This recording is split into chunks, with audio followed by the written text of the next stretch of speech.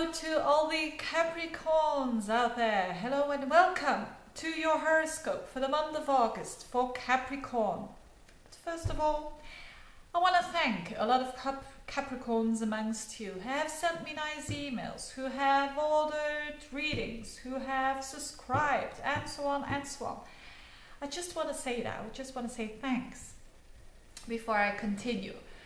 But so let's continue with your horoscope for the month of August for 2012. What's going to happen for Capricorns? Well, it's again Pluto-Uranus. I'm very sorry, but it's again that square that is going to be triggered. Not by Mars now. Last month it was Mars that triggered the Pluto-Uranus square. And now it's Venus during this month, in the middle of the month. So again, there is this culmination, it's this building up in the middle of the month. And then it eases a little bit. So what does it mean for you? Because of course, for everybody, for every sign, there is something going on with Venus, the planet of love, the planet of our... It's also represented in the second house. So it's also the planet of our value system, the planet of our confidence.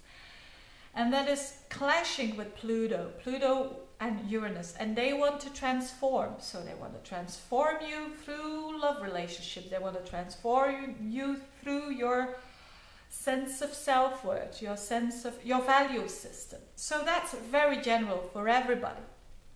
But for you, what does it mean? Well, the month starts off quite nicely, normally. Because there's a trine, a beautiful trine of Venus and Neptune. Around the 9th and the 10th of August, and that's happening in your 7th house, the house of other people. There is Venus, and your 3rd house, the house where Neptune is. So that is beautiful. You know, you could be poetic in your communication with a loved one, or feeling romantic, or writing love letters, or why not just simply being inspired by the other person in your life, or by a significant other person. So that is all positive. And Jupiter, of course, still for the whole month in your 6th house, the house of work, the house of day-to-day routines. Work is for most Capricorns important. So that is positive energy there. But what happens around the middle of the month? And because you are a cardinal sign, it's important for you, and especially if you would have an ascendant or personal planets around 7, 8, 9, 10 degrees of Capricorn, or Aries or Cancer, or Libra. So what happens? Two things happen at the same time.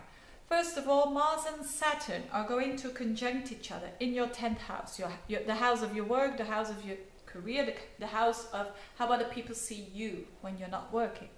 Or in general, how other people see you. So Mars in the 10th house means action. Saturn means restricting. So you will feel restricted in some kind of way. You can't, it's wanting to go forward, but you haven't got the ability. So it's frustration at work. Could be challenging situations with authority people. Or just having, simply having difficulties with standing up for yourself at your work. Maybe something has happened and you have to defend yourself. And it's frustrating. Could be things like that. But you'll be fine. I'm not saying that just for being super positive. I'm just saying that because this constellation, or these two planets are at 23 degrees of Libra, and that conjuncts a fixed star called Spica. Now, fixed stars are used in horary astrology, or a couple of them, because there are so many.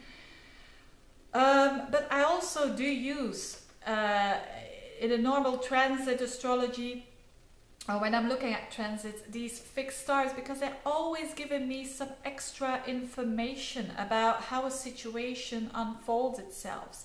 And Spica is a fixed star that is all about protection, and it is all about you'll be fine. So no matter how frustrating this energy is, you'll be fine. So you can be sure about that. And that's always a good thing to know. So at the same time, when this thing is happening with you, this frustrating energy, at the same time, the Venus clash occurs in an opposition with Pluto and Uranus. And that Venus is in your 7th house, which is normally very nice. Having Venus in a transit in your 7th house is nice. People are going to be nice towards you. People are going to be friendly, lovely. If you're working with clients, your clients will be Venus-like. This is lovely. These are clients who are really sympathetic towards you. But it opposes Pluto in your 1st house and Uranus in the 4th, which could mean several things. It can mean that, of course, Pluto is with you, so you have the power. You have the power to transform. And maybe that other person in your life, or maybe that other colleague in your life, or maybe that other business partner in your life can't simply catch up with you. And that happens a lot, of course, in relationships. When one person transforms completely, then there is not much of a choice for the other person that is living with you or working with you on a very one-to-one level. They can do 2 things, or they can just not follow you anymore, or they could change with you. So when you do feel restless, you Capricorns, it's totally normal. With Uranus in that 4th house of yours, it's totally normal to feel restless, but that all has to do with the changes that are going on. So thank you for watching the horoscope for the month of August. I wish you all the best and see you soon, Capricorns. Bye bye.